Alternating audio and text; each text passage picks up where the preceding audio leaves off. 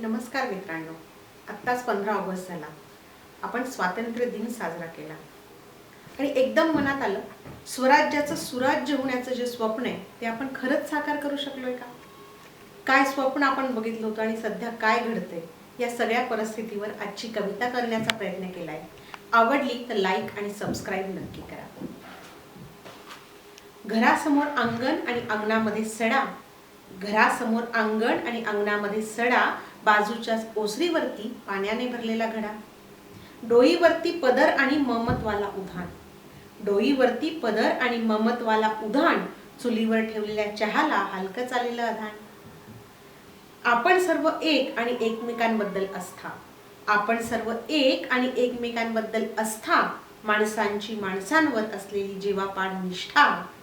हेच ध्येय होतं आपलं स्वराज्याचं सुराज्य, हेच ध्येय होतं आपलं स्वराज्याचं सुराज्य.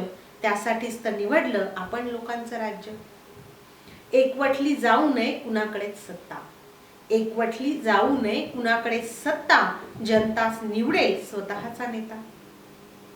म्हणूनच तर लोकशाहीत मतदारांना मान आहे, म्हणूनच तर लोकशाहीत मतदारांना मान आहे. लोकशाही आपल्या देशाची शान आहे. पण लोकशाहीचं हे स्वप्न झालं आहे का साकार? पण लोकशाहीचं हे स्वप्न झालं आहे का साकार?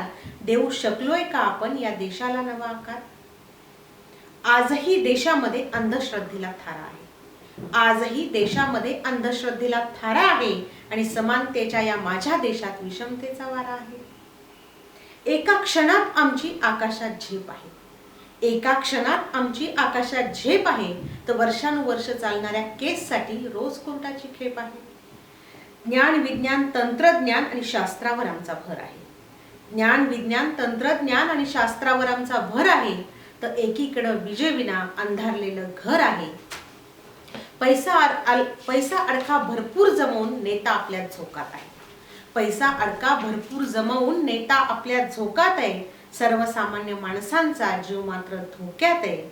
हे सारं चित्र बदलणं मात्र आहे तुमच्या माझ्या हाती, हे सारं चित्र बदलणं मात्र आहे तुमच्या माझ्या हाती. डोळसपणे मतदान करू ठेवून निधडी छाती, आपल्यासाठी शहीद होणाऱ्या जवानांची मनामध्ये ठेवू सै, आपल्यासाठी शहीद होणाऱ्या जवानांची मनामध्ये ठेवू सै.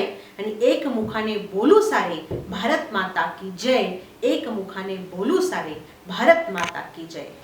धन्यवाद.